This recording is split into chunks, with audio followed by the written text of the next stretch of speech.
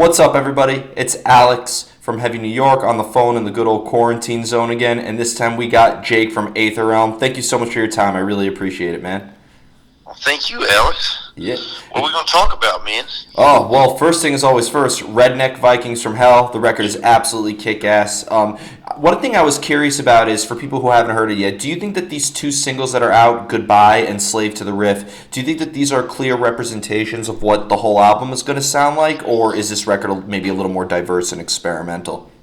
Well, I think if you know, like, if you've listened to our past albums, we kind of are always just sort of all over the place.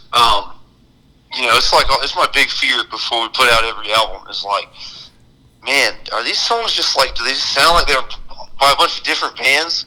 I always worry about that. But, then it all comes together with the production from Kyle and like the consistent orchestration work from Ben Turk. These are like factors that sort of help blend these very different ideas, because we always listen to all kinds of different stuff, and it all sort of works its way in. I don't ever really know what I'm trying to make with it. It's just, it comes out like it does. So the answer is like, our stuff's always all over the map, and this album's not any different. Would be the short answer. Yeah. Terror was the last record to come out by you guys, right? Yes. Yeah. So do you conceptually consider this maybe just picking up where you left off after Terror, or do you think that this is kind of like maybe like a new beginning for Aether Realm in a way? Well, lyrically conceptually, they don't have anything to do with each other. We're not one of those bands that like is weaving this narrative across every album. Though I guess there's a small way in which the Heinrich's making a face at me. There's a way that we do kind of do that, because the whole idea with this album, and specifically with the title, is like kind of trying to be a reflection on who we are as a band, because there's an undisputable silliness that is associated with being a band from the southern U.S., North Carolina, and coming up playing Viking metal, right? That's the goofiest thing I could think of. Have people assumed first time hearing you that you were from Sweden? Oh yeah, we sold a shirt for a while that had "We are not from Finland" with a big American flag on the back. So yes, we play a genre of music that's not very common in the United States, or not. It's not really the popular metal style. It always seems that way, at least. To that end, I guess we kind of wanted to make an album that, instead of sticking to the lyrical conventions, or at least make a song that, instead of sticking to the lyrical conventions of the Viking metal, folk metal genre, where you're sort of expected to be this elegant lyricist, what if we just did like a redneck song that still pulled those symphonic elements? And it felt very honest, right? It's like, it's obviously that song's like sort of, we're writing our own backstory as a tall tale a little bit. But, it feels like we're not pretending to be a bunch of Vikings. We're not pretending to be a bunch of Finns. We're just, making the North Carolina version of whatever the genre music is that we play. I'll never forget. I forgot what outlet I was reading, but somebody said it was like as if Mastodon and At the Gates had a baby. That would be you guys. That's wild. I haven't listened to a lot of the newer Mastodon. I listened to Curl the Burl. Yeah. But the old stuff with what is it called? The Wolf is Loose. Is that one of them? Yeah. That song, I remember that was one of the first metal songs I ever listened to. My sister showed it to me, and I just remember that big drum fill at the beginning, and them just like taking off into that song was like, I had never heard anything that aggressive before. So that's pretty cool. I like that. Yeah. One thing I was kind of curious about is, and you kind of in a way just answered it already, but like when you compare One Chosen by the Gods to Tarot to Redneck Vikings from Hell, like you mentioned that they're representative of who you are at that particular time and whatnot. So one thing, and you mentioned like your albums are not like Lord of the Rings, where you have to like listen to one album in order to get the concept of the next one. So like it's fair to say. I will say, I'll stop you there. I take some pride in you get more out of it if you listen to them all in order. Because there's like, we're pulling, every now and then we'll pull a melody from an old song and spice it in there. But lyrically, we're not really doing anything overall. Because I'm a lyrics last kind of dude. I like to tell the story and the music and then figure out how we set words to it. So there's never a time where maybe like the concept of the story could determine the outcome of the music itself? I mean, rarely at best. It's almost always music first, and then lyrics are sort of what comes to mind while listening to this sort of musical thing. Now, it is all kind of coming together at the same time.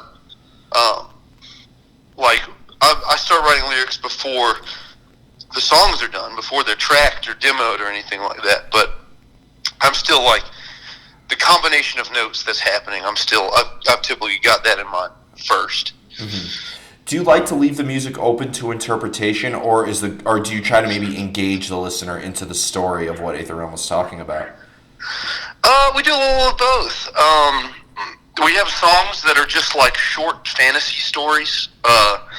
Like on One Chosen by the Gods, the title track on that album is this like, that was sort of this tale of battlefield cowardice and revenge. And then we have the song Swamp Wish. That's a tribute to our friend Laura Greenwood, who she ran our like first record label, Primitive Ways. And but the title is a tribute to her, but the song itself is sort of a short fantasy story about just a witch that lives in a swamp. That it's like a short horror action tale, I guess. She comes out and raises the town. And then on the flip side of that same album, we have a song called Hourglass, which is just about the feeling of the fleeting nature of time.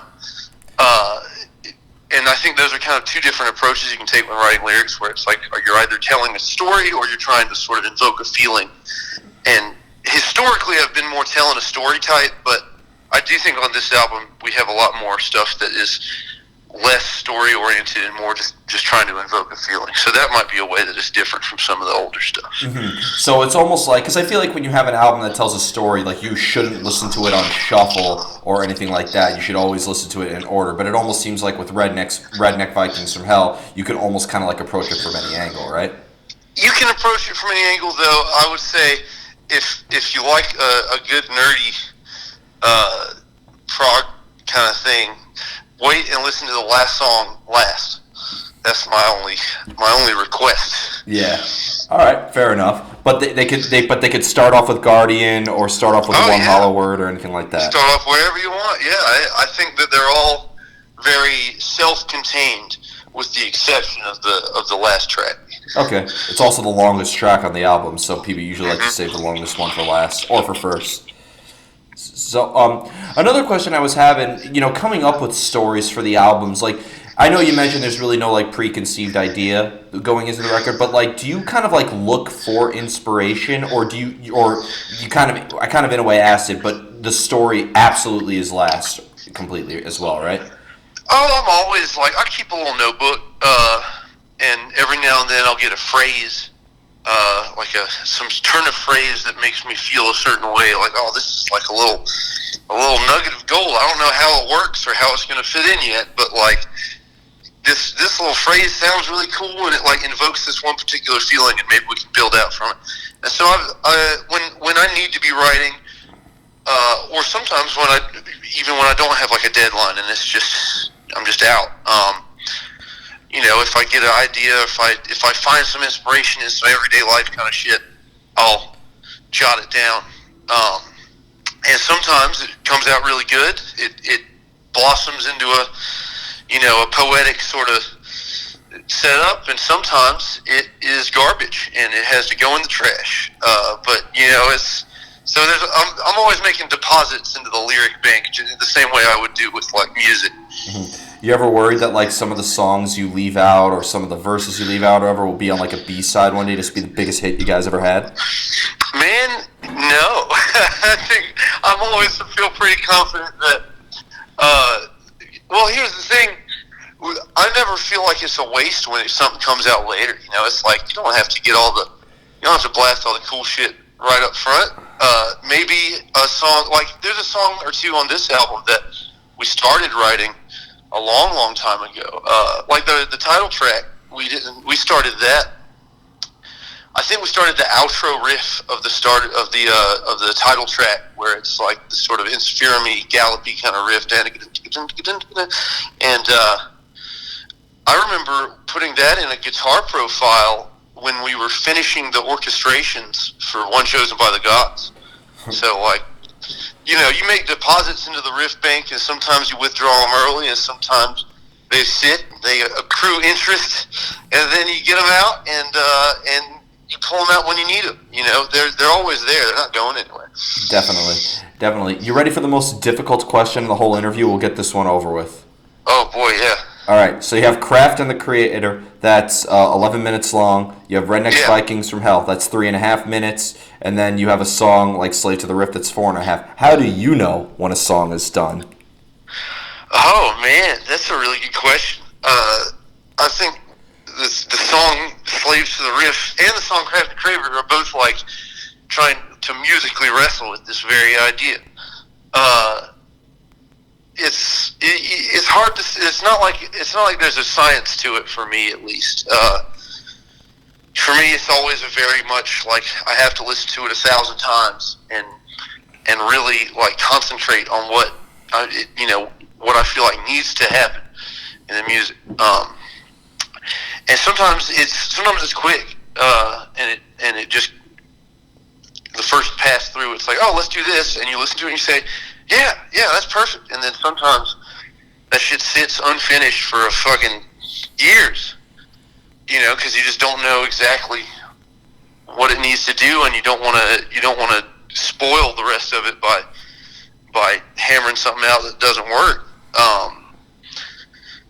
So the answer is I couldn't tell you in a universal sense, but it's it's like when a Cajun dude is cooking or whatever. It's very like, I don't know, man. When it's done, it's done. That's all I got.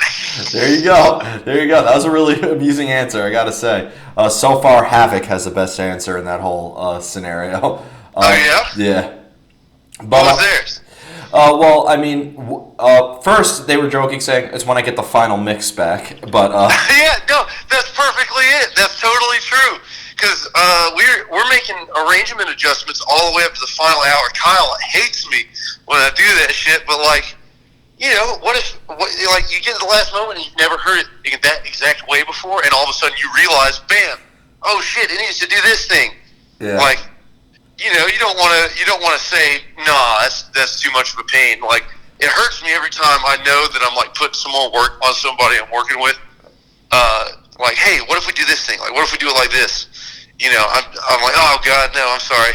I don't mean for you to have to do more work, but like, on the other flip side of things, it's like, man, this is it. This is what it needs. We have to serve the song. That's what we're bound to do. Yeah, but they were being sarcastic too. They gave like a really intricate answer, like, when we have the verse, when we have the chorus, we know just when there's not enough, or no, just the amount of time to take out, just what to take in. It was very deep. I kind of got to go back and listen to it again. But one thing I was also curious. My answer is I had absolutely the opposite of that. I have no idea what's going down. I'm just blasting notes out until it feels right. Fair enough, and it's clearly working. So, one thing I was really curious about too is also being a bassist, like, because I've always said that bass is such an important instrument because it has an emphasis on both rhythm and melody. So, like, do you need guitar riffs before you lay down the bass parts, or do you need a drum beat before you lay down the bass part, or do you sometimes lay down a bass part and the rest of the band writes over that? I am basically always putting bass down sort of last, because I I feel like the rest of the band doesn't necessarily need it to lay down their parts, and that also gives me the most leeway of like, how do I lock in this bass part perfectly with what else is going on? Because that's the trick with a good bass part is like you can get as flashy and all over the place as you want, but what you really want to do is just make the song sound good, and that what the song needs to sound good is going to vary depending on what's going on in the song, what the drums doing, what the guitar's doing. So I like doing it last. Mm-hmm. Fair enough. And I mean, it works out great. And singing and playing, I mean, it's one thing to sing and play guitar, but I feel like, bass is one of those instruments where you cannot get away with botching a single note. So singing, I don't know how you or Peter Steele or Lemmy, may they rest in peace, were able to really do it. Well, I'll tell you this, I botch a lot of notes, so I haven't quite figured it out yet either. Yeah, there you go. And I have that was really good, I gotta say. I have two more questions for you. One of them is, when it comes to playing live, I have yet to see Aether Realm, but I had a lot of friends who saw you guys on the boat this year at 70,000 Tons of Metal. They thought it was amazing. For you, is there a similar energy into playing live as there is with songwriting, or is it a completely separate art altogether? Songwriting is the nice thing about songwriting is that all up until the very end, it seems like it is not like a do or die sort of thing. You can play around with the note. You can place 100 wrong notes and then fix them. You can place one note wrong 100 times and then fix it, and nobody has to hear the 100 times you placed it incorrectly in your melody. It's just that's just part of the process of making it. Live is a little bit of a different beast, where if you play 100 wrong notes in a row, some people are going to know about it. So I like live in the sense that as long as I feel, I've had awful shows before, but as long as I've practiced a little bit, and have not had too many drinks or anything like that, I go into it, and it is a very exhilarating, fun experience of like, when you mess up something, because you always do. I've never played a show where I did not miss something somewhere. There are a lot of notes in the set, you can miss one and be all right. But the fun thing about live is like that sort of roller coaster feel of like hanging on by the skin of your teeth, like playing it and doing vocals and like trying to be as entertaining as you can and all that. And when you mess up, you just sort of yank it past it and still go, and it's still fun. Yeah, so, I think there's something to be said, though. That goes to show that you guys are real. You know what I mean? You're still putting on a good show, and you're honest about it. I'd rather watch a band play and then maybe mess up a note or two or whatever than to see somebody lip singing or just playing along to it. Oh yeah. So we have a clique and all that because we're running our tracks and everything. But we've definitely had some flubs. Anytime we get a video, on video from the crowd recording, we'll go watch it. And sometimes it's really sick. Everybody's like nodding, like, "Yeah, man, we're killing it. We're just we're the best." And then somebody like flubs a note, and you're like, "Oh fuck, we're the worst band in the world." It can kind of flip back and forth pretty quickly. But they've always been fun. I've had a few shows that the whole time I was not able to find a little nugget of fun, even when it's like the shittest venue and the fewest people and all that. Yeah, always look for the positive. And the final question I wanted to ask you is coming from North Carolina. I actually, Between the Buried in Me was the first band I ever interviewed.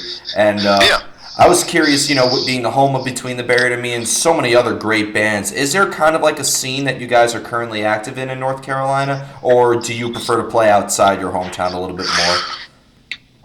Man, it feels like I haven't played North Carolina in 100 years right now, but that's just because coronavirus is making every day seem like it's, forever.